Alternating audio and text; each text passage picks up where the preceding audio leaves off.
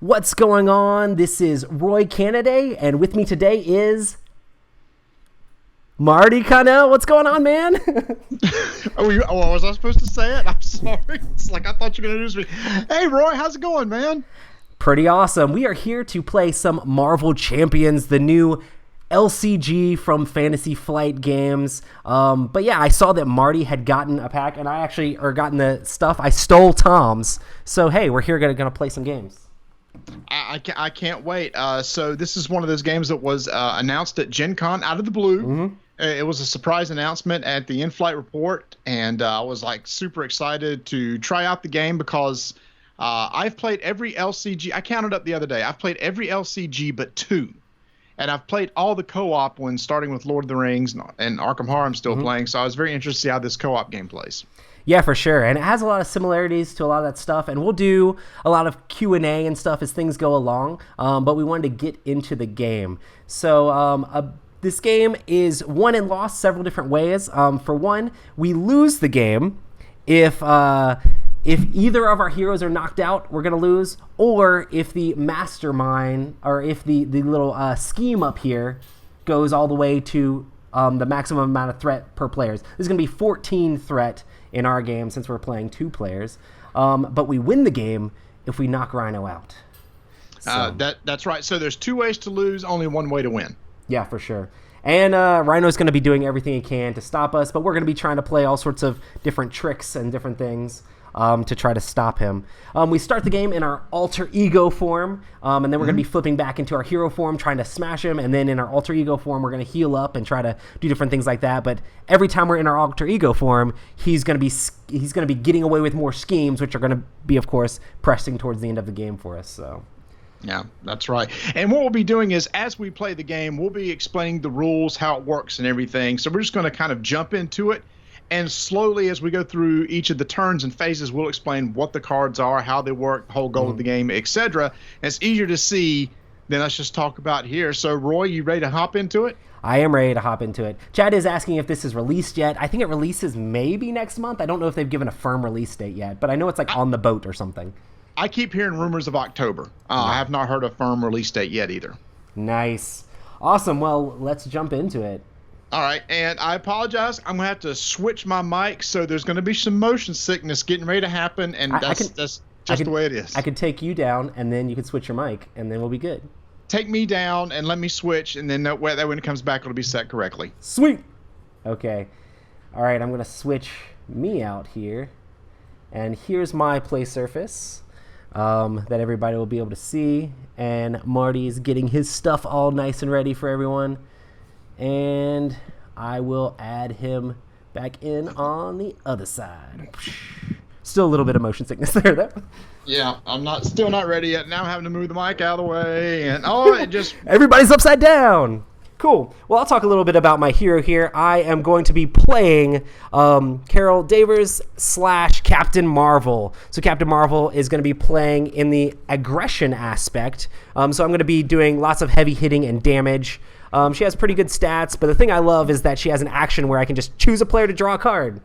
And seeing that cards are discarded for resources in this game, it just allows you to have a lot more resources to be able to play all your stuff out. But yeah, so I'm going to shuffle my deck up a little bit more while Marty's getting everything straight there. Hulk smash. I do have Hulk in my deck. He was actually on the bottom when I flipped it over. Hulk is a wild card. He can do all sorts of crazy stuff, so we'll see if he ends up coming out in the game. But yeah, I'm just throwing cards everywhere. Yes, this is an interesting game because you can you basically play cards off of the resources in your hand. I don't know what the official first player rule is. Do you know what that is, Marty? I think it's just randomly pick somebody. I'm sure. Cool. Well, I should have that token. I should try to get the token to remember whose turn it is currently. It's not a bad idea because it does matter. Unlike in other games like in Arkham, where the lead investigator just makes decisions, you can take any player order that you want. In this game, the first player will always go first. Right, and they go through all of their actions, and the next player goes through. I think I'm going to add you back in on here. Perfect. Yep. And then there we go. So Who are you playing, Marty? I am going to be playing She-Hulk. This is I've played her first time the other day. Obviously, she's about doing a lot of damage, and I really like her abilities. And to me, she's probably of five that are in the set. There are Captain Marvel, She-Hulk, Iron Man, Spider-Man, Black Panther. To me, this is kind of a mid-level. I think in the starter box, they have it set up so that the decks are preset, which is really nice for Spider-Man, Captain Marvel, and the Rhino, who we're going to be playing against, right out of the box to set up and play. I think those are the two easiest to play. Right. To me, I think the ones that are a little more complicated to play are Iron Man and Black Panther, and I think She-Hulk's in the middle. Yeah. And She-Hulk has really good stats. That 3 attack is awesome, I think. Yes, and on her alternate side, she has some really cool effects that we'll explain what it means between being your alter ego and hero side as we go through it. Now, I haven't shuffled my deck yet because I did want to show that building a deck is really easy in this game in that you're going to have your hero card, and then you're going to have 15 cards that are included with your hero that's going to be built in every time. At that point, you're going to pick one of the aspects. There are 4 aspects. I have leadership here. Roy's going to be using aggression. There's also justice and protection.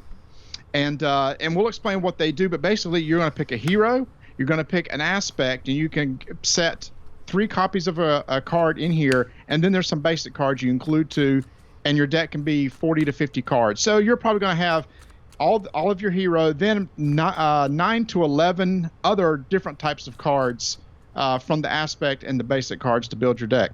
So with that in mind, I'm going to go ahead and get shuffled up. Sweet. Awesome.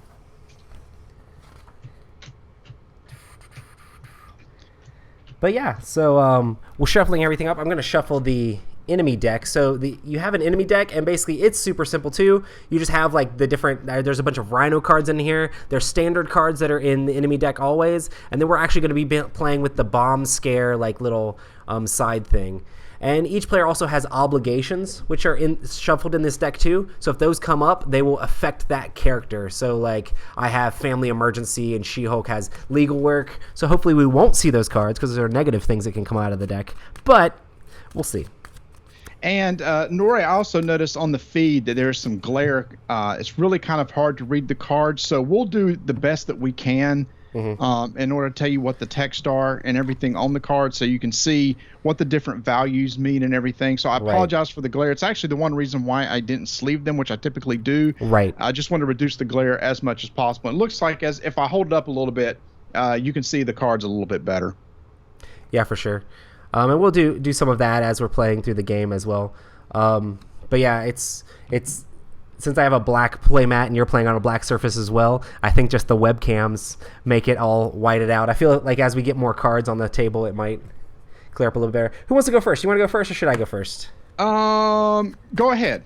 Okay, cool. I'm still kind of shuffling a little bit. Cool. So I'm going to shuffle my deck up. My hand size is 6 cards. I'm actually going to take my alter ego off the playing field here. Marty should probably still be able to see it, but since you already have all the stuff on the thing here, you shouldn't need it. But I'm going to draw 6. 1, 2, 3, 4, 5, 6. And somebody asked, how many cards are each of you playing in our deck? I think I'm playing 40 something. I did not count. I just kind of took 3 of each type of the aspect that was given to me along with the 15. That puts me between 40 and 50 cards. Yeah, I think if you just shove all the cards in for the aspect, you end up at 45. I pared mine down a little bit to be at exactly 40, so that way I could thin out a little bit of stuff. But let's see what I got here. So at the beginning of the game, you have your cards, and you're actually allowed to mulligan by discarding cards. You don't actually shuffle them back in your deck, but you can discard and draw back up.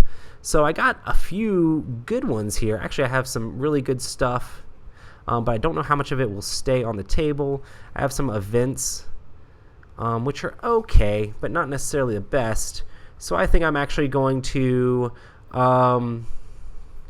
I'm going to discard these 2 cards at the beginning of the game and draw up 2 more cards for those.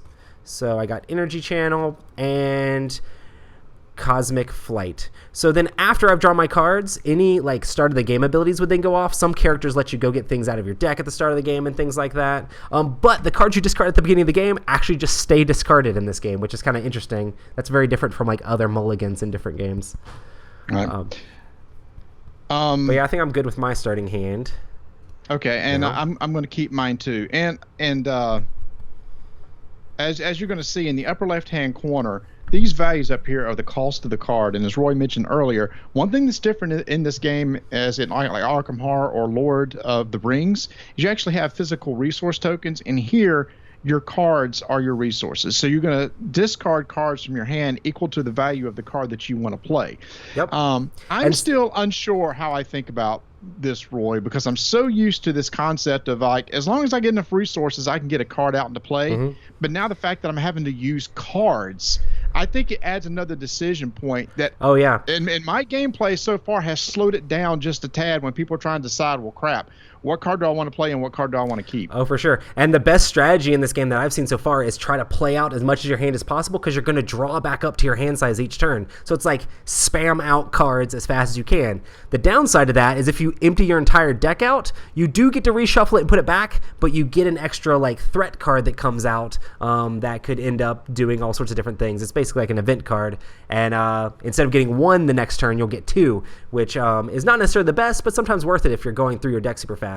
Also, when you're paying those energy costs, like this energy absorption actually gives you 3 resources to pay for a thing, which is really cool. And I guess we should mention that in the bottom left-hand corner, it shows an icon. That basically is like the resource count of the card. Mm-hmm. And Roy, I think you said you have one that has 3. So that's going to count as 3 resource types. And you'll see there's different types. You can pay for any card with any type, but there are some cards that will be, if you pay with a particular type of resource, you'll get a benefit. And there are other effects in the game that can trigger off of different resource types. Like it's like, hey, if you discard this sort of resource type, it does some sort of special effect. And a lot of this deck that I have is about the basically the energy resource type, which is like the little lightning bolt. But that's why I have a lot of those in this deck here. But yeah, this 3 is definitely very ridiculous compared to other things. So I think I really want to get this combat training out. So I'm going to discard... I have so many things to play. But I think I'm going to go ahead and get rid of this crisis indirection because I don't have any threat currently in the game, so I don't really care about that much. And I'm going to get rid of another one of them, which is kind of going to thin those out of my deck, but I guess She-Hulk's going to have to worry about threat for a minute. But then I'll put combat training on Carol, and now she will have +1 attack. And if I get my other combat training, I can actually put that on She-Hulk, which would be awesome. Mm-hmm. And as Roy takes his turn, just so you know, on a player's turn, they're going to do as much as they can. Right. And right now at the beginning of the game, it's going to be a lot of, and this is a really great player reference that comes with each of the starter sets. So he's playing cards right now, but you're also going to have the options to trigger request, do basic attacks, etc., which we'll go over. Change your form once per round, and then just end your turn. And then when he's done, it'll be my turn. I'm trying to decide if I want to charge up Energy Channel a whole bunch or if I want to get this Cosmic Flight into play.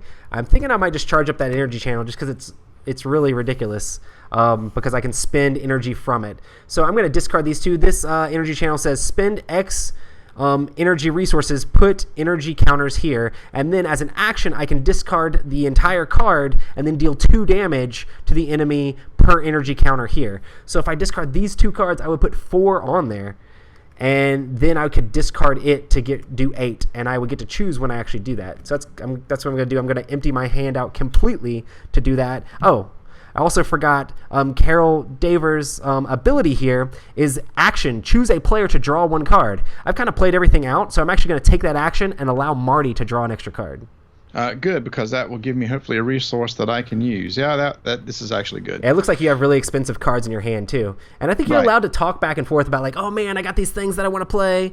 Well, I'm actually going to switch over to Captain Marvel, seeing that I'm at full health. And when you're in your alter ego mode, during the bad guy phase, he's going to be scheming, and we'll talk about that in a little bit. But then when you're in your hero phase, hero setup, they're going to be basically attacking you. So I'm going to switch into that mode. So I'm Captain Marvel, and Captain Marvel is just going to take a pot shot at Rhino and do a total of 3 damage with my upgraded combat training. So that will bring him down. And he was currently at 28, so he shall be at 25. And the life on each of the villains are based on the number of players. So there's a base unit times the number of players. So in this case, it was 14 times 2 being 28. Yep. And so now he's at 25, and that is going to call it for the end of my turn. So now we switch over to Marty. Okay. And what I'm going to do is Helicarrier is a basic card, and I really want to get this into play because it reduces cost by 1. So I'm going to put this into play. I'm going to discard 3 cards in order to do that. And now I'm going to use this to reduce this cost by 1 in order to put a support card into play. The Superhuman Law Division in Alter Ego form, when I thwart, I can exhaust, pay this particular type of resource. Now, here's where the type of resource is important. When I spend that type of card, I can take this special benefit, which is a move to threat from scheme. Don't have to worry about it right now, but it will become important later in the game. And with that in mind, I'm going to go ahead and also flip over to the She-Hulk side. And She-Hulk has a response. This is why you want to flip back and forth a lot. Response: awesome. After you change to this form, deal 2 damage to an enemy. So I'd like to deal 2 damage to Rhino, please. So he's at 23. We're getting there, slow and steady. Yep. And then I'm also going to use my basic attack here, exhaust her, and attack for another 3. All right. So he's at 20. And it's interesting because not only do we have to take him out once, but we also have to take him out an entire second time. So depending on the difficulty of the game, we're using basically Rhino number 1 and Rhino number 2. If you want to do expert mode, you use Rhino number 2 and Rhino number 3, which has even more attack. And there's also abilities that will trigger once you knock them out for the first time. Yeah, and some people are talking about it is hard to see. I am not using a 4K cam. It's just 1080p. Yeah. And like Roy said, the white is really screwed up. I may in a second see if I can change the white balance on mine to see if it's better. Somebody else I've asked about the aspect cards. There are different types of aspects. You pick one aspect and mix it in with your deck. There's 4: justice, leadership, protection, and aggression. And aggression's all about doing some extra damage. Protection's about healing. Justice is about helping with thwarting with the schemes, and leadership seems to be an all-around decent one for readying allies and stuff. Gotcha. So any other actions? I am done. Cool. So first thing that's going to happen is the Rhino is going to go up 2 on the main scheme, right? Because there's 2 players. And then, since we are both in our hero modes here, he is first going to attack me. So the way this works is he has a base combat of 2, so you see the 2 attack there, and we will deal 1 of these cards, and then there will be a boost symbol on here in the bottom corner, and that'll show how much extra damage. Actually, first you get to unexhaust and redraw up your hand. So 1, 2, 3, 4, 5. If you had responses and things like that, they could trigger during this. I don't really have a whole lot of those in this deck. Holy smokes. But yeah, so then I'm going to flip this over. I would choose before this card is revealed if Captain Marvel wants to defend. If she defends, then the defense here would kick into play, but I would have to exhaust her to take 1 less damage. And it's early in the game. I have 12 life currently, so I'm going to just take it on the nose, and I'm going to end up taking 3 damage because there's a little red boost symbol in the bottom corner here that denotes that it will be boosted by 1. So I take 3 damage. So I'm now at 9 life. And that was for me. All right, is She-Hulk ready for her attack? Do you have any sort of responses or anything like that? I do not. Okay, here we go. So yours is boosted by 1 as well. So 3 is coming your way. Oh, okay. I should have asked if you wanted to defend first. I'm not going to defend. Yeah, She-Hulk actually has some cards where she likes damage, so sometimes she wants to be lower in hit points. You just need to not go too low. Cool. Awesome. Well, now we each get dealt one of these cards that will actually be events that will trigger into play. So then I flip mine first because I'm first player. So when revealed, Rhino heals 4 damage. If no damage was healed this way, this card gains Surge. So undoing a bunch of our hard work. I don't really have anything that's going to counteract that. Do you have anything, Marty? I do not. Yeah, So, I don't have any cards in my hand to play. Gotcha. Okay. And then so Rhino's going to go back up to 24 life. That's great. Not really. And then this card's going to trigger for you, Marty. And this will be Charge. Ugh, I hate this one. So that means that Rhino will now, when next time he attacks, he will deal 3 extra attack damage, and he gains Overkill. So any access damage that would be done to an ally would go through and hit your actual hero. You can use allies to block. We haven't got any allies out yet, but yeah, this charge is going to be nasty when it comes through. All right. Awesome. Cool. So that leads it back to us. So that means we start with She-Hulk now. Okay. I'm sorry. I'm trying to I am actually trying to adjust the brightness on my side. I'm decreased it some.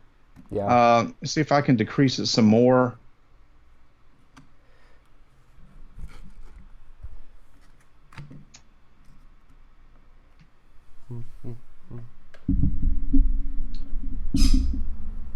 In order to make it a little bit easier to read, and I can always bring the cards up to the camera if I need to. Yeah, a lot of times with these streaming things, people want to be able to read every card, and it's going to be a little bit difficult for us to do, but if you have any specific questions about cards, we can reading off to you as well. So this is the Charge card. Yeah, when Rhino attacks, he gains Overkill. So, and this is plus 3 extra damage, so he'll be hitting for 5 as well, which is real rough. And I was so busy trying to mess with the camera, I forgot to redraw at the beginning of my turns. Okay, now I'm ready to, I should have done that earlier, so I just now did it, so I'm ready to go. Yep. All right.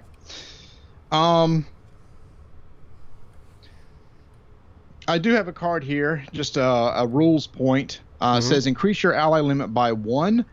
Typically, you can only control up to 3 allies. And what does an ally look like? Well, it just so happens I have Hawkeye here. And allies you can use to do one of 2 things. You can usually use them to thwart, which is remove the threat from schemes, or just do a flat-out attack. There's a little emblem below each of the numbers there, and it says that if you take that action, a character will immediately take a damage. This way they don't stay on the table forever unless you can heal them up. They're basically used 3 times for Hawkeye, for example, and he'll be gone. Yeah. Nice. All right. So I am going to. How many threat do we have? We currently have 2 on. All right, that's not bad. All right, and he's at 24 health. Yeah, because he just went back up 4. So I'm going to attack for 3. Okay. So he goes back down to 21. Do you have anything? Are you going to be able to pay for your cards? Do you want me to save the helicarrier for you, which reduces the cost by 1? Honestly, I have tons of resources and not much to play with the resources. So unless you can help me draw cards, which I don't think you're going to be able to necessarily, I'm probably not going to need it. So you can use it for yourself. Okay. Yeah, somebody just said that I did get the glare down. I accidentally turned off autofocus. It's back on now. So hopefully when I do the close-up thing, it'll automatically focus. So sorry about that. So we're still trying to tweak as we go here. So I'm sorry, Roy. Did you say you needed it or not? You can have it. All right. So I'm going to reduce the cost by 1, and I'm going to play 1-2 punch. After you make a basic attack, you can ready She-Hulk. Oh, that's awesome.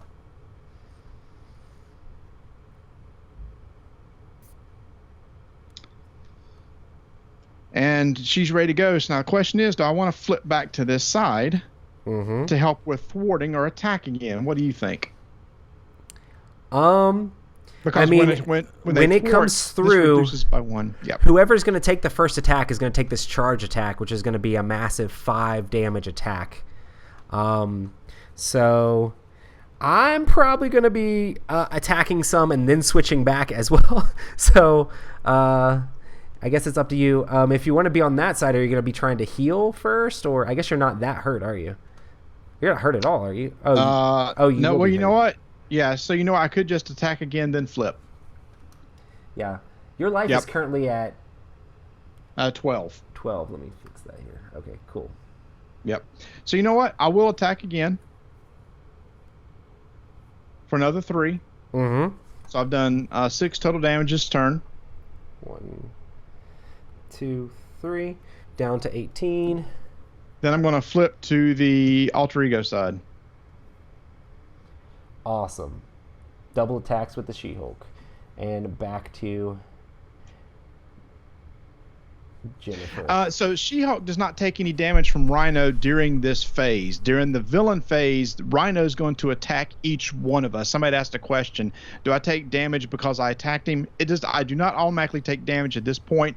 He'll be coming later in the villain phase. Yeah, the bad guy, you do all of your stuff as heroes, and then the bad guy ends up coming back and messing you up after that. Somebody said I drew my hand. I drew my hand at the wrong time. I should have done it at the end of my phase. I was busy messing with the camera and forgot to draw back up. And we'll walk through the player phase reference just to make sure everybody understands it. So basically, I've gone through my turn. Now it's going to be Roy's turn. Yep. I could knock him really far down, but I know that a mean scheme comes out if I knock him all the way past it. So I'm going to try to hit him, but not hit him too hard as to waste everything. So I currently have this energy channel, which can do 8 damage off of itself, but I'm not going to try to use that yet. The first thing I'm going to do is I'm going to use this psionic blast, but I'm going to spend another energy absorption to hit with that, which is going to deal 5 damage. And if I used an energy resource, I get to draw a card after doing it. So that's going to hit him for another 5. 1, 2, 3, 4, 5. So down to 13 life. Let me fix that on the little thing here. And then I get to draw a card because I used an energy symbol. And I got Tac Team. Ooh, that's a good one. Man, my energy isn't necessarily the best for this. Well, I'm going to spend 2 of Power for Aggression. It counts as extra if I'm using it for actual aggression aspect cards. So this is technically 4 resources worth, but Tac Team only costs 3, but I can't really split it up like that, and I won't be able to play my other card. But when Tac Team is in play, I get to put 3 counters on it, and then I can exhaust Tac Team to deal 2 damage to an enemy. So this is really good for just taking little pot shots at maybe some bad guys that might come out and things like that. I might actually put it in the place of where this combat training is, because combat training is pretty simple to remember. And I'll just put this combat training up on her. She's currently getting that. Then I'm going to save the strength card, which is basically just 2 aggression resources, or 2 of the red resources here. So I'm just going to save that in my hand currently.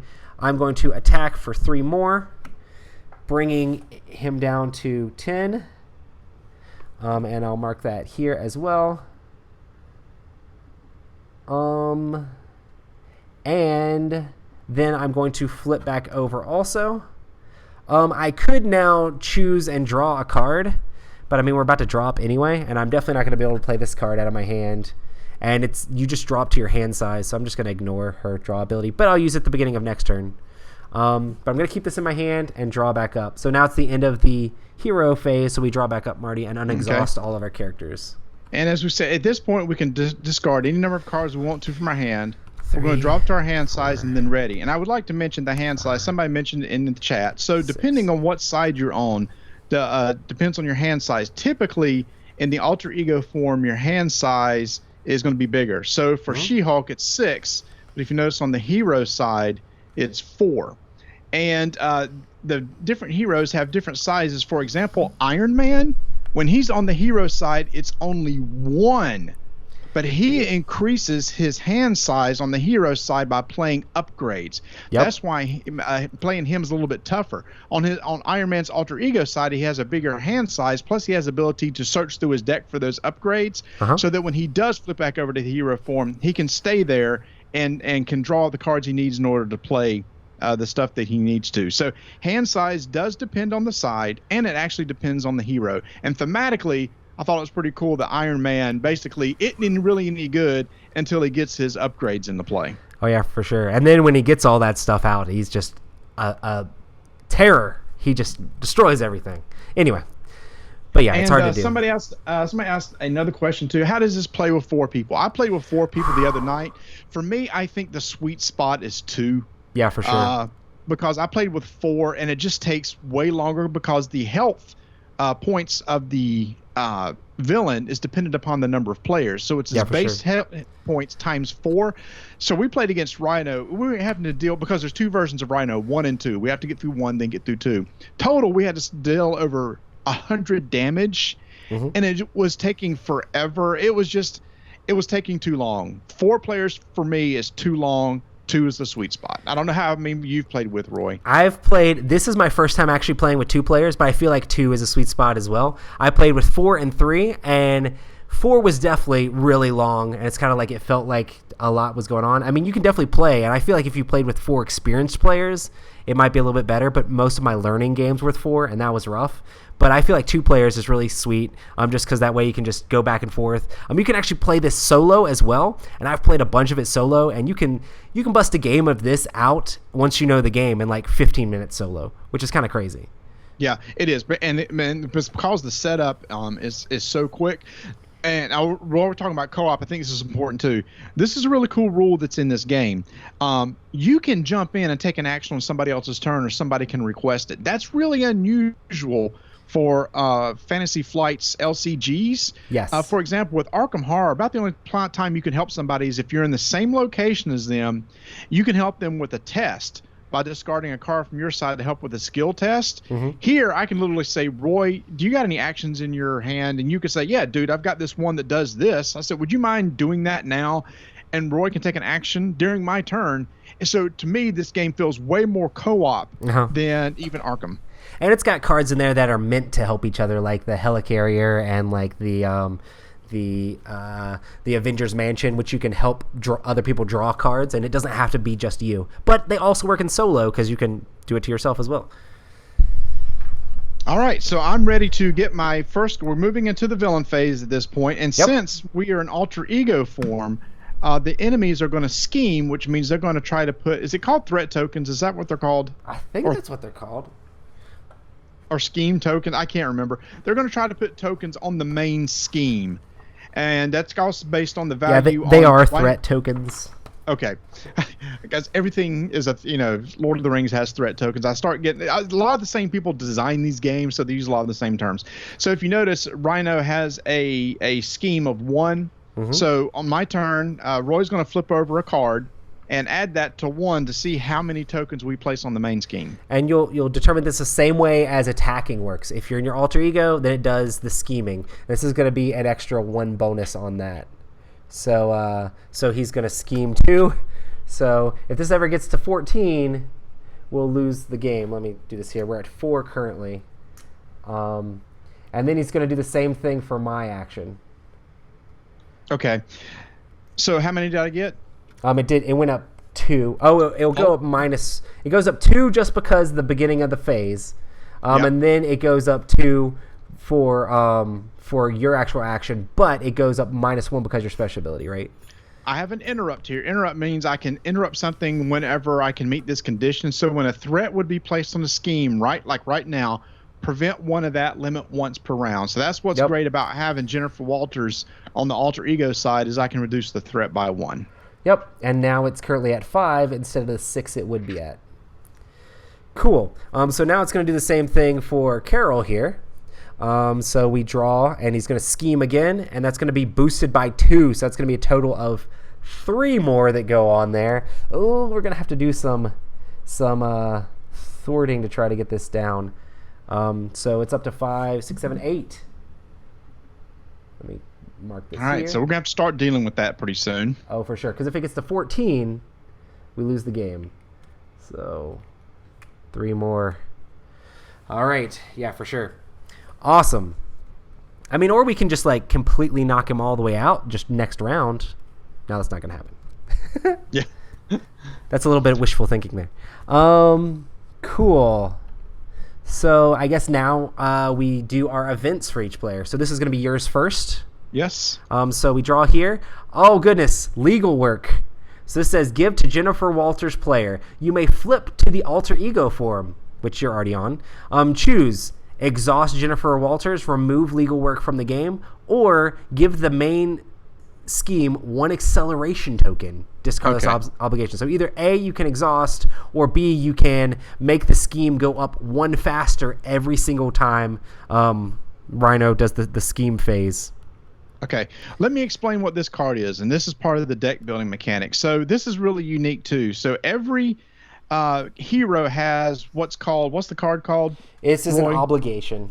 An obligation. Every hero has an obligation card that's dealt into the villain deck, and it's specific for the hero. This one happens to be She-Hulk's one, so she is the one that has to deal with this. This is, again, to give it a little bit more of a theme. They're going through life. Oh, my goodness. Even though Rhino's attacking, there's this other thing I got to deal with over here, and that's what this card is supposed to be. Yep. So in this situation, I am going to exhaust her because I do not want that acceleration token on there, because I do not want 3 going on there per turn when we're already sitting at 8. Yep. So I will go ahead and exhaust her to remove that from the game and to keep that acceleration token from going on. All right, and now it's an event for me as well. I now have the Hydra Bomber. So this is the first minion we've got here. So I'll put Carol over here, and Hydra Bomber is now, whenever you draw a minion, that minion becomes engaged with you. They have their own scheme and attack, which they will trigger the same time that Rhino would attack us as well. But if I don't deal with him, he has 2 hit points. Then he will then try to scheme and attack me. But he also says, when revealed, choose to either take 2 damage or place 1 threat on the main scheme. I'm currently at 9. I don't necessarily want to get too low, because if this charge ends up hitting me, that'd be really gross. Let's see. What do I have here? I have some stuff. I'm going to work on maybe getting that threat down some this turn as well. So I think I'm going to put 1 on the scheme. And that will make it go up to 9. Ooh. But I will be focusing on that this round. All right. And let me fix this, because I'm technically in this game. And let me also explain a little bit how the villain deck is built. So you say we're going to be fighting Rhino, so you take all of his cards and mix them in. There's also these side schemes, and the book recommends for Rhino to use what's called Bomb Scare. So then we mix in this other set of scheme cards called Bomb Scare into it. Plus, we mix in anybody's obligation cards of what a particular hero that they're playing. And in each of these scheme decks, there's 1 card that's in there that's going to say, hey, your nemesis just showed up and you have to deal with them, because every hero also has a nemesis that's included with them. And here's the nemesis I have here. What happens is this person comes out, attacks me, then all these extra nemesis cards go into the encounter deck that can really mess us up over time. Nathan says in chat that he thinks I can knock Rhino out next turn because I have 10 damage on the board. Yes, I can knock Rhino phase 1 out, but then we have to defeat Rhino again, which is another 30 damage. So yeah, we're not quite there out of the woods yet. We definitely have to get rid of both versions of Rhino. And when the next one comes out, I know he brings a scheme in that's really nasty as well. So, yeah, we have to be a little bit more cautious than just doing all the damage to Rhino at once and then seeing what's up next. Cool. Well, good. I guess it's back to the heroes phase now. And you're a first player. And I am first player. So the first thing I'm going to do, let me see what cards I have in my hand. I really would like to play several of these. Okay. Well, first thing I'm going to do is I'm going to spend Genius and Strength, which are 4 resources worth of cards. These are the 2 special resources, which you're only allowed to have 1 of in your deck. I'm going to play the Avengers Mansion. What this is going to do is it's just a card that lets me exhaust it to draw a card. And I actually get to choose a player to draw a card. I actually have a lot of cards in my hand that I'm still trying to play. So the first card that we're going to draw this turn, I'm going to exhaust this. Well, yes, and draw 1 more for me. Oh, that's a really good one too. But I'm not going to be able to play both, so we're just going to sacrifice and make that not happen. And then my other ability with Carol is I can, as commander, she can do an action to choose 1 player to draw a card. So I'm going to actually say, hey, Marty, draw a card yourself. Drawn. And if you want to pay for anything and want a discounted cost, let me know. Cool. Well, I'm gonna wait maybe until a different time. I'm gonna go ahead and put down Spider-Woman. This will also help with our threat a little bit. I'm gonna discard 3 other cards. Helicarrier stinks to discard, but I'm gonna get rid of it anyway. And then these 2 to be able to do Spider-Woman. After she enters play, confuse the villain. So now Rhino is going to be confused. I'll just put this on his charge. This will mean that next time he would thwart or scheme, then he doesn't, well, basically scheme, he won't be able to, and we discard that status instead. But this charge is still looking really gross, but I might end up having to just take that. Or I might just end up killing Spider-Woman, not killing her, but letting Spider-Woman take some damage just to make that happen. But then I'm going to flick over to Captain Marvel. Let me represent that on the thing here. And then I'm going to thwart for 2 with Captain. Well, actually, let me get rid of this Hydra agent first. First thing I'm going to do is exhaust my attack team and get rid of one of the tokens to get rid of the Hydra bomber, which will just knock him out immediately because it does 2 damage. So he's gone. I'm going to thwart with Captain Marvel. Let me get this back up here in frame, and that'll get rid of the thwart here as 2, so I can either attack or thwart. And I'm going to thwart to get 2 of these tokens off of here, which brings it back down to 7. And then I'm also going to use Spider-Woman to thwart as well, which is going to bring it down 2 more, so back down to 5. So even though I could do a bunch of damage with these people, I feel like I don't want that to get too high. So, and I feel like She-Hulk can probably do a lot of damage also. But we don't necessarily want to push it over that 10 threshold without being able to thwart a lot to be able to get rid of the cards that come up. And I'm still going to save my energy channel here. Probably just waiting for him to go into his second phase at this point, and then hit him real hard. But yeah, it is now your turn, Marty. All right.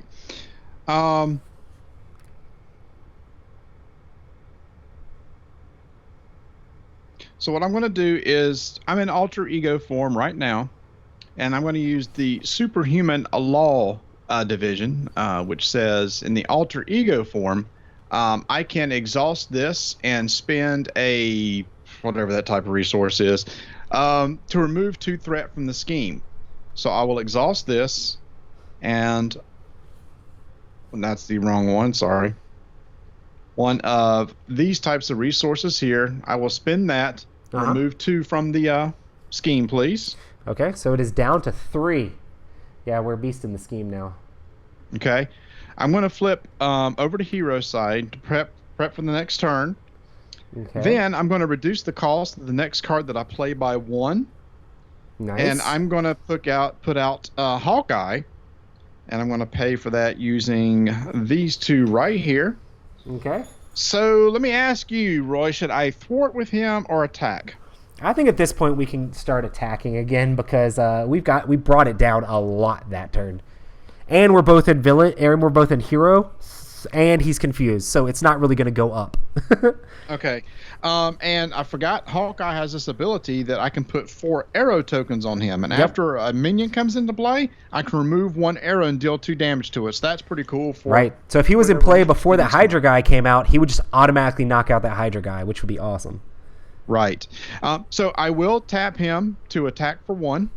Cool. So he is down to 9. And when I do that, because of this icon at the bottom, I must take a damage. But wait, there's more. I'm going to play Get Ready, which is for free, just ready an ally. And let's do it one more time. Let's attack again.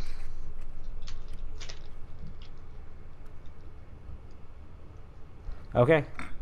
So that brings it down to 8. Yep. And that will be my whole turn. Perfect. Awesome. And by the way, feel free to ask any questions, even though as we're playing the game, we're kind of here just to answer any questions, any general questions you have on the game. Both Roy and I have played a lot of the heroes and stuff. So just general questions, feel free to throw them out there, not just about this game. This is kind of just our way to have something to do while we talk about the game. Yep, and I think at this point I've played every single hero. I haven't played all the aspects, though. I keep going back to aggression. For some reason, I like doing damage. But yeah, I've played several of the aspects as well. And somebody just pointed out a mistake that I made. When I flip She-Hulk, she just automatically does 2 damage. Oh, yeah! So thank you so much. Hey, who was it that told me that? Make sure to point out the mistakes that help us. Don't point out the ones that hurt us. Yeah, thank you so much. So that takes him down to 6. Down That's to great. 6. That's sweet. Cool. Well, now we can unexhaust and draw our hands back up for the next round. I'm going to unexhaust all my things, and I only get to draw 5 when I'm in Captain Marvel mode. 1, 2, 3, 4, 5. Cool. Yeah, these should be good. And what was I going to say? So yeah, so now we're back to him attacking. This one's going to be brutal here because he is going to attack Captain Marvel with this charge card activated. So this is going to be swinging for 5 already. I mean, my 1 defense is really not going to help that much. I'd probably throw Spider-Woman in the way to help minimize the damage I'm going to take here. But hopefully it doesn't...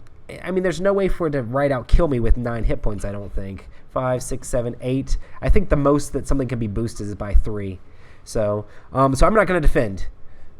And I'm going to flip this card for the attack with this charge. All right. You ready for this? Let's see. 2 extra. So that's going to be a total of 5, 6, 7 damage.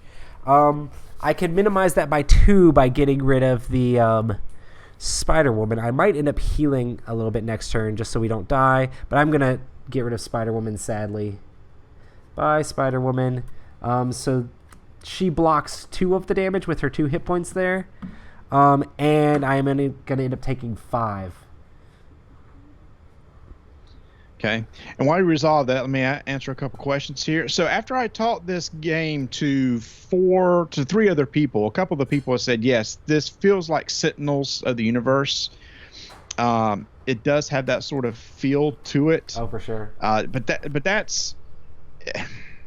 It feels like... It's been a while since I played Sentinels, though, Roy, so I can't really answer that question very well. It feels like Sentinels of the Multiverse mixed with Lord of the Rings LCG mixed with Marvel Legendary, sort of. It's like all of that mixed together, but I feel like the setup time for this is like way quicker than probably any of those, so it makes it really easy to jump into. Yeah. And somebody asked, have Tony and I played? We have. We're actually going to be recording our next episode tomorrow night and talking about it. I think I liked it more than Tony. Luckily, I got another friend that's going to be playing, so at least I'll have somebody to play with. What villains are in the box? There is Rhino, Claw, and Ultron. Yep. There are 3 villains in the box and several side schemes, so there's a lot of variability. And you can scale it up. There's some expert cards you can include in the villain deck, which makes it a little bit harder. Yep. And I think somebody said, I think you should declare blocks before you resolve the boost card. That is true. Right. Well, I did say I wasn't going to... Oh, declare ally blocks too? I didn't know if I had to declare ally blocks. But that's fine. I would have blocked with her either way just because I didn't want to take that much damage. Okay, so the charge card went away because that only triggers once, so we're not going to have to take that massive amount of damage again. But now there is an attack coming your way. Are you going to defend or declare blocks? Will not defend. Okay, here it comes. And it doesn't get boosted at all. So you take a measly 2 damage. So you're down to 10. All right. Yep. Okay. Awesome. All right, and now we're doing the events. So for me, I have Assault. Oh no, this is bad. So when I'm in hero mode, the villain attacks me again. So he's currently at 2. If he gets a 2, he could kill me. Okay, so hold on. So we have to decide. Well, I probably need to defend. I could defend with Hawkeye and sacrifice him. That means I would take no damage. That would be good. But if it is a 2 boost, I would actually die, which is pretty rough. Yeah, no, I agree. So I'll go ahead and sacrifice Hawkeye. Okay. So I'm going to tap him. Well, also we have to reveal to see how much this is boosted. Sure. And see if there's like because sometimes there's some star icons on there that trigger even other crazier things when these happen. But it's only boosted by 1.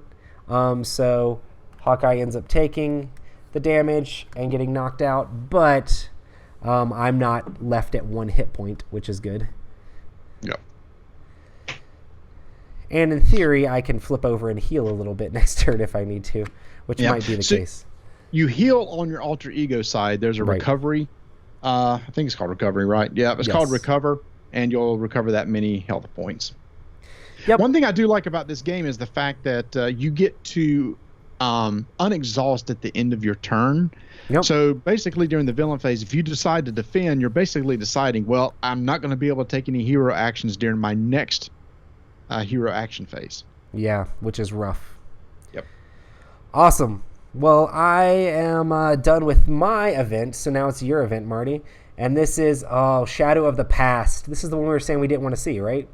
Reveal your set-aside Nemesis minion and put it into play engaged with you. Reveal your set-aside Nemesis side scheme and put it into play. Shuffle the rest of the set-aside Nemesis encounter set into the encounter deck. If your Nemesis minion does not interplay, this card gains Surge. That is pretty much like the worst thing. We're actually getting wrecked a little bit. Yeah, we are. So now what I have is my Nemesis is in play. The side scheme personal challenge is not going to come into play. When revealed, we're going to place an additional 1 per hero threat here. This means it's going to have come in 3 base plus 2 more for 5. This icon stinks.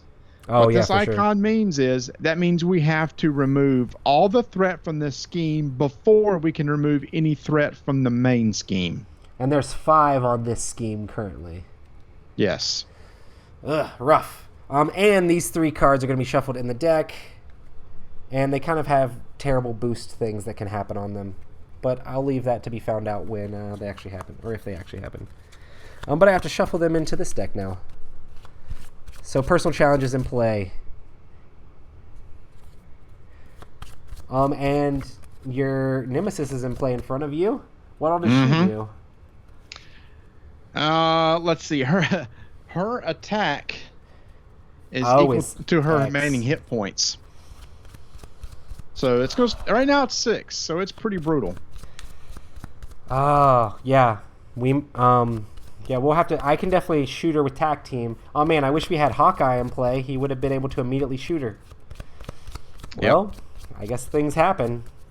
This has gone from being a leisurely stroll against beating up Rhino to being terrifying.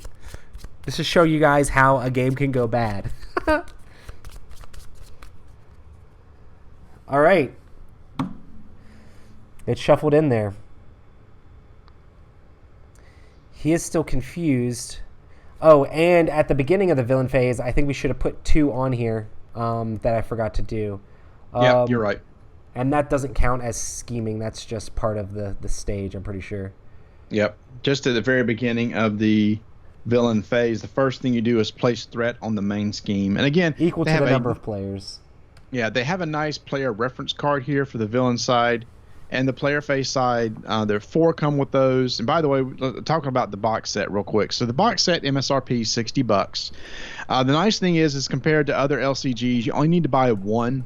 So basically, any deck I want to build, I can do so with this 1 box. I have 3 copies of every card, so I can build a legal full deck. You could theoretically make two-player decks. You just couldn't choose the same aspect. Right. They do give you enough basic cards in order to fill out a couple. Beyond that, it's probably as most you can do. And people have been saying, man, that stinks because the original cores of all the other LCGs were 40. And that's true. But as an original net runner player, when I wanted Scorched Earth and there only one came in the core box, I paid $120 for 3 core sets. Yeah, that's rough. To get 3 Scorched Earth. So I'd much rather play 60. I'm happy with it. Oh, yeah, for sure. Awesome. Well, I guess after all that beating we've taken, it is now back to us. And I guess, which is it? You were first player last time? I was. So Yep. now, wait. Were you? Yes. So now it's me. Cool. Oh man, there's a lot that needs to go on here. Let's see what I need to end up doing first.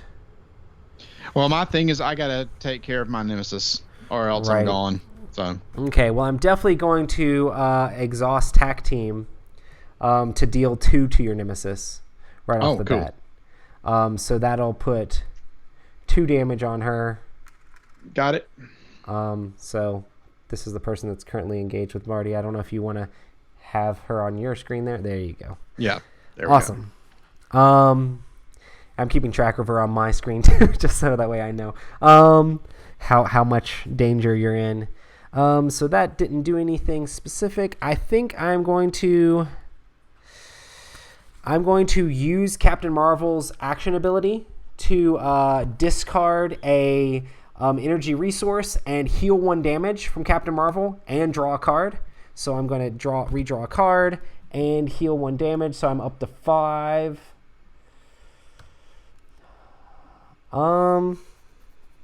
Goodness. I have enough energy channel to wipe your thing out, but it's going to be a waste because it's going to do 8 damage as opposed to flip over Rhino, man. But I also want to be able to take care of the card that's going to come out because that one draws 2 extra event cards. Oh. Yeah. So we also have to thwart this card as well, the personal challenge. Mm-hmm. So we have a ton of thwart that we need. And when he's flipped over, he's going to be dealing extra attack also. Goodness, I have lots of options here. First thing I'm going to do is I'm going to exhaust Avengers Mansion. Well, I've done other things, but another thing I'm going to do is exhaust Avengers Mansion and draw a card. That's fine. I'm probably going to discard that to be able to power some other things. All right. Yeah, some people are talking about having to buy 3. You will not have to buy 3 core sets of this. 1 core set will get you everything you need for 2 players easily. Yeah, that's one nice thing to have. Again, it's $20 more than the other core sets for the LCGs, but they've included everything you need. And there's a nice little insert in the box. I'm still trying to figure out how to use the insert, but it's a nice little plastic insert, and it's not just the cardboard valley that they typically put in there, which is nice. Okay, I'm going to discard energy to play Cosmic Flight, which gives me the aerial trait. I can also use it as a hero interrupt. When Captain Marvel would take damage, discard this to prevent 3 of that damage. So hopefully that'll help keep me from being on the brink of dying. Since I now have that, oh man, I could just knock him out right now. Go for it. I guess I will, because maybe I'll knock him out and then take care of that card because I've got a little bit of a combo here. So I'm going to use Energy Channel. This is going to be a little bit of a waste because he's currently at 6, but this is going to deal 8 damage to Rhino, which will take him all the way down to 0. And then you guys get to see how he's going to be mean on the other side here. This switches him over to Rhino 2, which takes him back up to 30 hit points. Which again is the base health times number of players. Yeah, so that's why when I was playing 4 players of this, all of a sudden that was 60 health points, and it was a slog. Yeah, but in theory, you have enough characters that are doing like 5-6 damage a turn in theory, but it still makes it really rough. And also, too, in 4-player, the encounter deck emptied a lot quicker. And when you empty the encounter deck, you get a boosted threat, an additional threat counter put on the main scheme. So now the breaking and taking scheme immediately comes out because Rhino flipped. This is going to be 4 in total on this. 4 threat. Which this one, what it does is while it's in play, it will make us draw an additional event card, which event cards are what got us into this problem in the first place. But I do have some stuff to try to deal with that a little bit. I'm going to play Crisis Intervention. I'm going to discard 2 more cards to play that. And it says remove 2 threat from a scheme. Then if you have the aerial trait, remove 2 threat from a different scheme. So I'm going to remove 2 from Breaking and Taking. I made sure to time that out right. And 2 from Personal Challenge. So there are 2 left on Breaking and Taking and 3 left on Personal Challenge. I think I'm going to go ahead and exhaust Captain Marvel to thwart 2 on Breaking and Taking, so we're not getting the additional events. Perfect. So Breaking and Taking is completely cleared out. I will then flip over so I'm not taking more damage. And I'm now Carol again. Let me switch this back on. And I can't heal, but I can still do my action here, which is choose a player to draw a card. That will be you, Sir Marty. You get to draw a card. Do you have any other cards you want to play? I can reduce the cost by 1 for you. No, the card I have is 3, so I'm not gonna have enough even if I drew a card to be able to play it. And it's a thing that I'm gonna keep, so we'll just sit with that, and you can draw your card, and then you can use your reduced cost again as well. Mm-hmm. And then it's your turn. We get to see how you can. You still have what, another 4 damage to take out on this person. So yeah, and I'm not going to. I'm going to leave her in there. I actually want to soak up a little damage right here. There is some stuff in here in She-Hulk deck where the more damage she takes, the more ticked off she gets and can start dishing it back. So I'm going to roll the dice here. Well, if you hit Rhino as hard as you can, and we can get him a little bit lower, maybe we can start doing a little bit more. That's what I'm thinking here. So actually, I'm going to use, if we're okay with not thwarting. Well, he has Confused still currently, so the first time he schemes, he's not going to be adding to the main scheme here. Perfect. So we're good. I'm not going to flip, by the way. Cool. So he'll attack. You'll get attacked instead of schemed. Yep. And so I'm going to attack him for 3. Okay. So he is down to 27, I guess. Mm-hmm. 27. And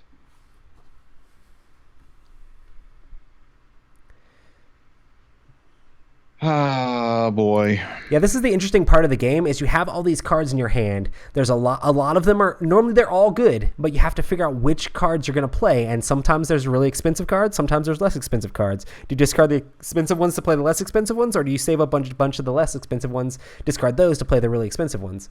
A big part of the game too is getting a whole bunch of upgrades and things like that into play that can help you out. That's how to play as well. Do you have to discard down to your hand size? Yes. Okay. Yeah, about that. Are you trying to draw up even more and then sit with it, or? So I'm going to play every single card in your hand. I'm going to pay 1 to do a 1-2 punch. Oh, nice. So I'm going to ready, and I'm going to attack him again for 3. Okay. 1, 2, 3. Down to 24. Yep. And that will be it for me. No other crazy cards to play? Even with your helicarrier, it's just going to be completely unused? Yep, I'm saving the cards I have in my hand. You never save cards you have in your hand. I mean, that's fine. I know, you're not supposed to, but I'm doing it. Okay. Play out your cards every single turn. Okay, here we go. So we unexhaust all of our stuff. Then we draw back up to our hand size, which mine's now 6. 1, 2, 3, 4, 5, 6. My deck's getting thin there. And then we immediately put 2 on the break-in here. So it is up to 6, 7. Yep. Okay. And now, I'm first player, so first he's going to scheme against me. But since he's confused just goes away.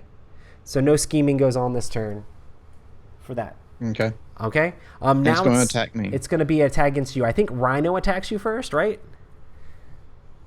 Yes. So first Rhino attacks you. Yep. So this is going to be the actual... I actually need to switch over to the other Rhino because his attack is... Where is he at? He's right. Where's that card at? Is it attack 3? Yes, it's attack 3, and then we have to boost it. Here it is. Boom. I'll put the new card up on the screen. Okay, so, and it's 3 plus 1, so that's going to be 4 damage. Okay. So that takes me down to 6. Yep. Then she's going to attack me for basically 4, taking me down to 2. Yep, and for the minions, you don't draw a boost card, so you'll be able to determine how much damage they'll do to you. So She-Hulk got hit for 8 this turn. Yeah, and I'm is down all to the 2 way health. down to 2 health.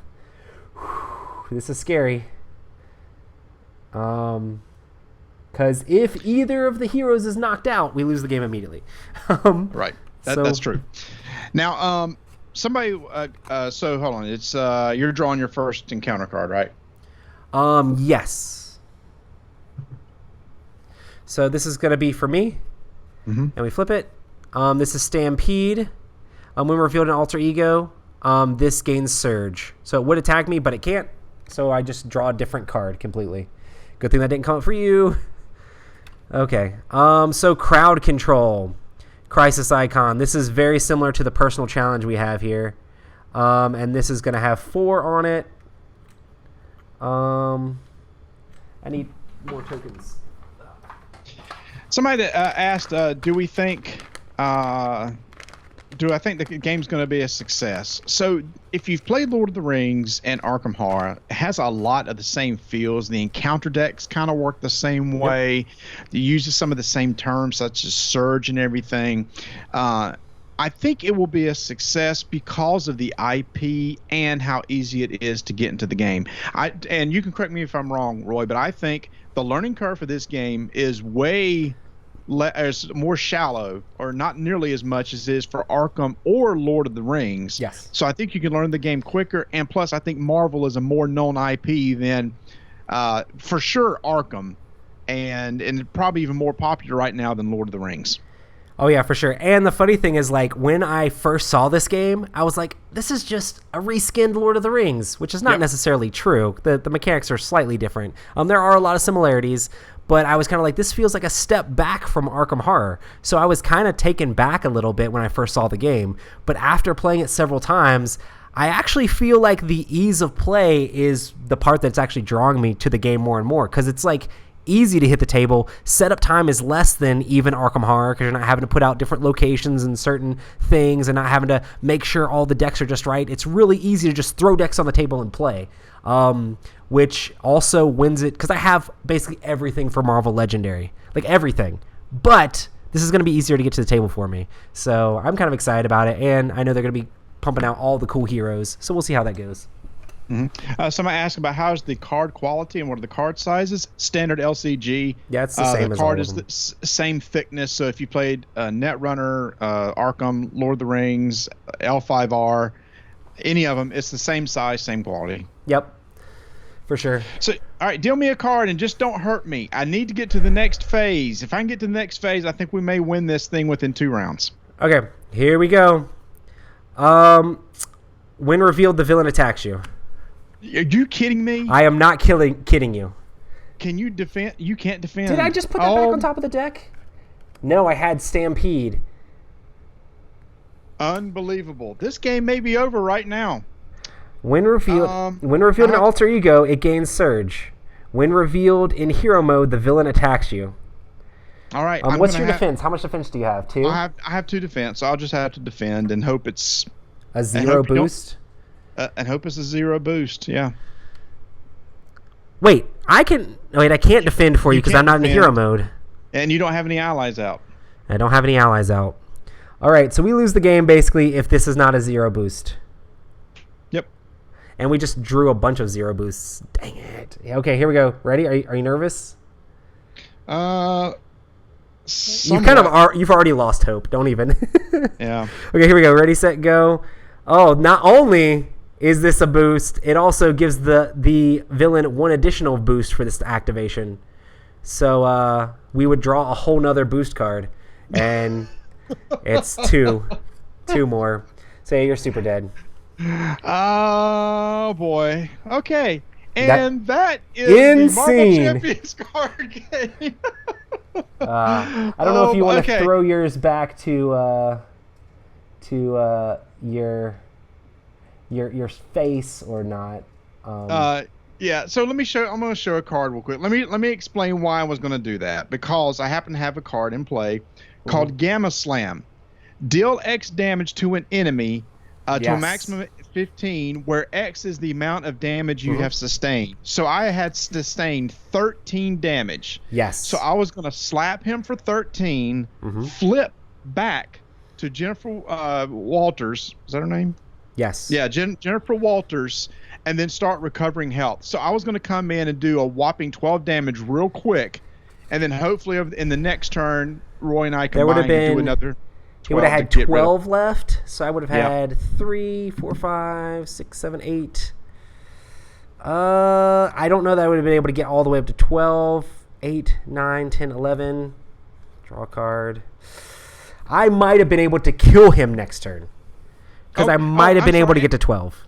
And I had the other one, a 1-2 punch to ready and strike one more time for another 3. So I would have done 15 damage in that turn. Yeah, we would have killed him, because if I would have focused just purely on damage, I would have had enough resources to play out several of these attack cards, because I would have had 2 haymakers.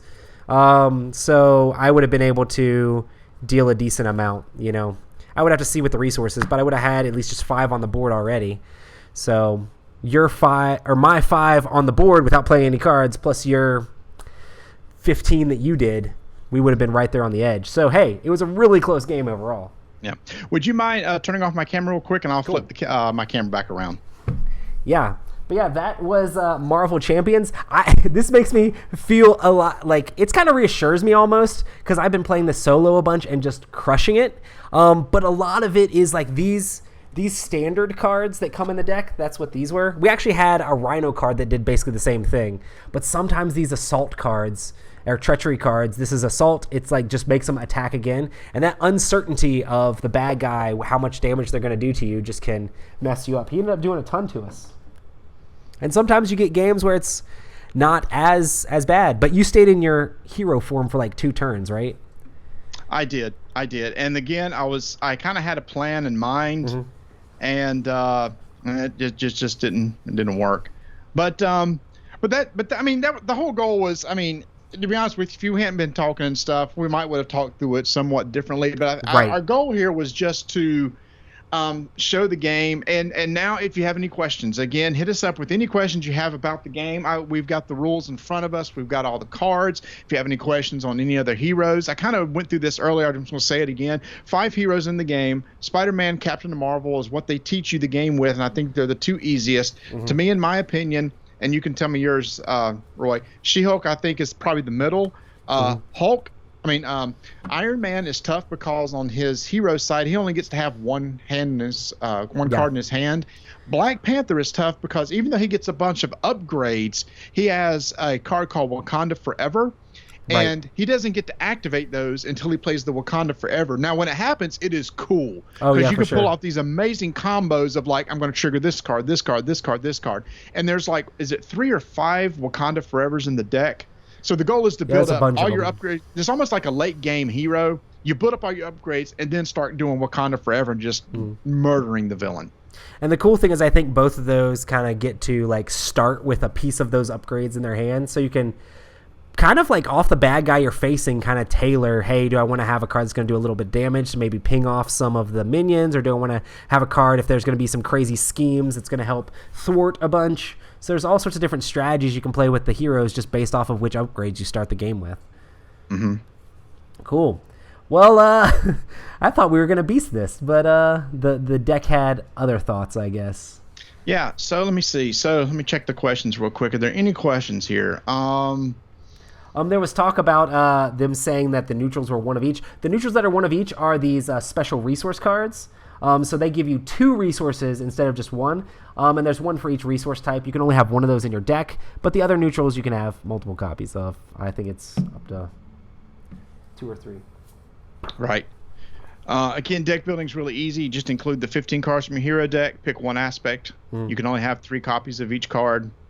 And as the game advances, you'll be able to... I mean, they're going to keep putting more cards in the same aspect. So you pick an aspect and it's like, okay, who do I want to add in? But the interesting thing is each of the hero packs that they release are going to come with like pre-built decks. So like the Captain America, the pack that they come out with is going to be like straight up, just like, here's a Captain America deck. It's supposed to work with Captain America. And you can play it as super casual, or you can add that whole deck building thing in. And then they're also going to have the scenario decks, where basically it's just going to be a new scenario with a new villain included with the main scheme. And I guess I bet there'll be a side scheme in there too. I haven't really heard what's in there. So what's nice about that is, as opposed to games like Lord of the Rings and Arkham Horror, where everything's included in one, there's villains in there that you use for campaigns. There's hero cards. Here it's like, if you want to buy a new hero, here you go. If you just want to buy a new scenario to play, you could do that too. So it's more of a pick and choose, which I really like. And I think that'll help get more people into the game too. Yeah, it's funny because someone online asked me, is like, I already have Lord of the Rings LCG. I already have the like tons of Marvel Legendary. This game looks like it's those games. Do I really need to get this? And I'm like, hey, if you want to save money, don't. But if you want a game that feels like those games that you already like and you already know and will probably be like easier to get to the table, maybe that'd be cool, you know. But it just depends on where you're at, you know. If you like those games, you will enjoy this, obviously. Yeah. Somebody asked if it's easy to teach. So I've taught 4 or 5 people. I think it's pretty straightforward. Once you kind of go over the card anatomy and how it works, the player guide, which walks you through the phases, it's really straightforward. So, again, way easier to teach than Arkham or Lord of the Rings. Oh, in for fact, sure. Every time I play Lord of the Rings, and I haven't played in a while, I have to always go back and look at the rules to learn how each of the phases work. Less so it'll be with this game. Yeah, definitely. And now we've played Rhino with the bomb scare in there, you could end up adding a bunch of extra Hydra agents in there, or you could end up adding like MODOK in there. There's like different like side things. I'm not exactly sure how they phrase it, but you can add those into the decks instead of the bomb scare one, which can just end up changing up the way the deck feels a little bit. And if it's too easy, you can throw the expert cards in there, and then he can attack you even more times. Yeah. So, any other quick questions that you want to ask? And also, probably Roy will be doing it too. I'll make sure to keep an eye on comments on this video. So if you have any questions, ask them in the comments. Again, the release date we think is sometime in October. MSRP is going to be $60.